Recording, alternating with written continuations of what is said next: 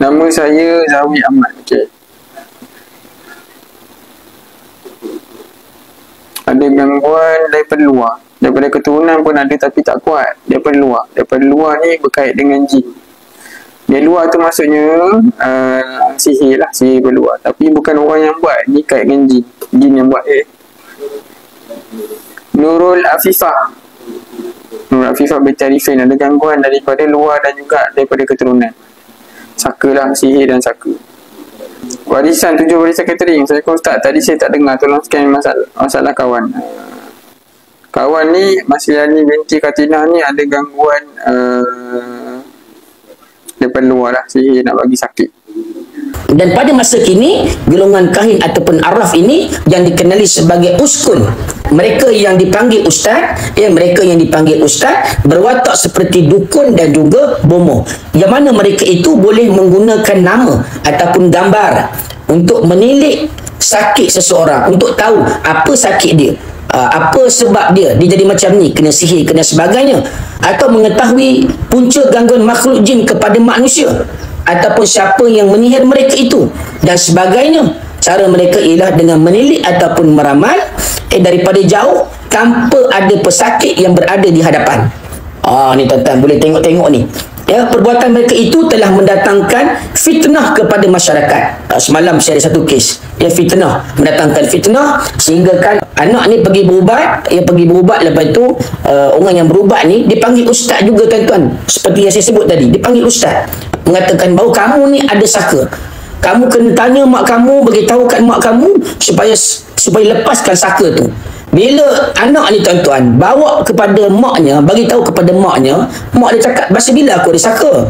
Sehingga kan pertanyaan itu telah mengguruskan hati ibu dan berlakunya pergaduhan anak dan ibu serta melibatkan cucu dia sampai hari ini tuan-tuan. Jadi semalam saya bagi tahu dekat anak tersebut, pergi jumpa balik dengan ibu, mohon maaf balik di atas kesilapan, ketelanjuran yang tidak disengajakan disebabkan oleh berjumpa dengan mereka yang tidak betul di dalam rawatan, mereka yang mendatangkan fitnah di dalam rawatan.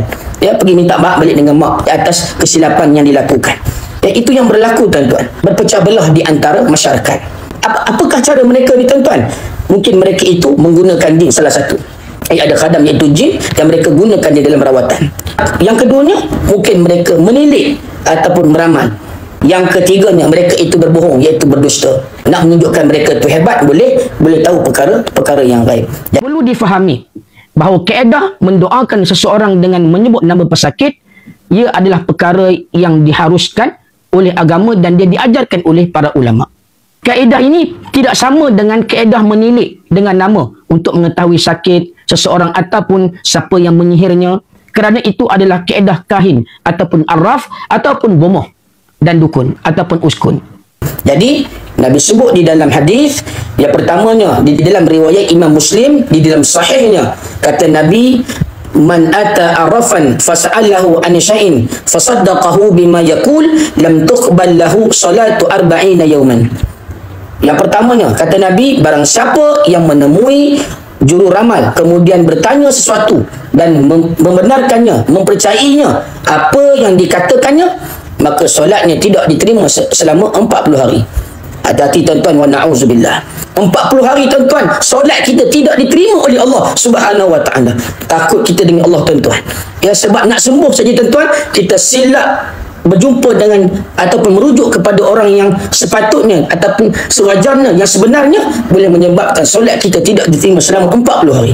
Dan di dalam hadis riwayat Abu Dawud, kata Nabi, "Man ata kahinan fasaddaqahu bima yaqul faqad kafara bima anzala ala Muhammadin sallallahu alaihi wasallam." Barang siapa yang menemui tukang tenun kemudian membenarkan apa yang dikatakannya, maka sesungguhnya dia telah kufur terhadap wahyu yang diturunkan kepada Nabi sallallahu alaihi wasallam, iaitu Al-Quranul Karim.